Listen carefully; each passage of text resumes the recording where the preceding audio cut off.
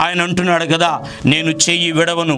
ఈరోజు ఈ వాక్య భాగాన్ని వింటూ దేవుడు నన్ను చెయ్యి విడిచాడు, దేవుడు నాకు దూరంగా ఉన్నాడు, దేవుడు నాకు సమీపముగా లేడు.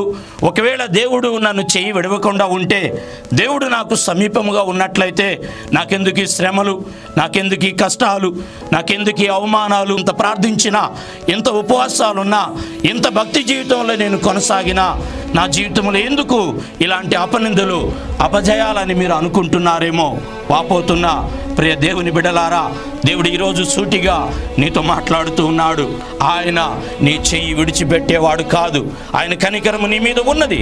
ఆయన కనికరము చూపుట యందు సంతోషించే దేవుడై ఉన్నాడు. కాబట్టి ఆయన కనికరము నీ మీద ఉన్నది.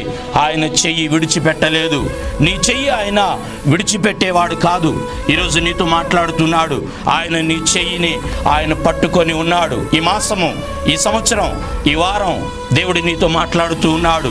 నీ చెయ్యి ఆయన పట్టుకొని ఉన్నాడు. ఎక్కడ బలహీనంగా, ఎక్కడ నిరాశగా, ఎక్కడ బలహీనపరచబడి నువ్వు కృంగి ఉన్నావో, ఇదిగో ఆయన తన చేతిని నీ మీద ఉంచి ఉన్నాడు.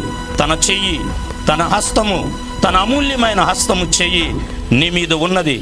నీ పనుల మీద ఉన్నది, నీ బిడ్డల మీద ఉన్నది, నీ యొక్క శ్రమల మీద ఉన్నవి.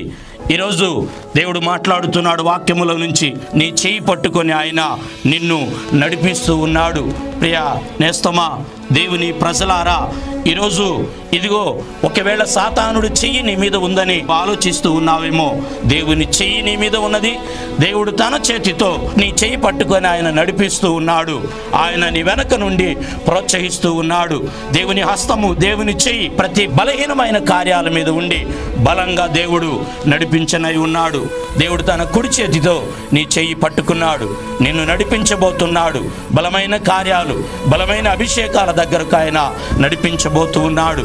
తన చెయ్యి నీ మీద, నీ బిడ్డల మీద, ఇదిగో నీకు జరగని కార్యాల మీద ఆయన ఉంచి ఉన్నాడు.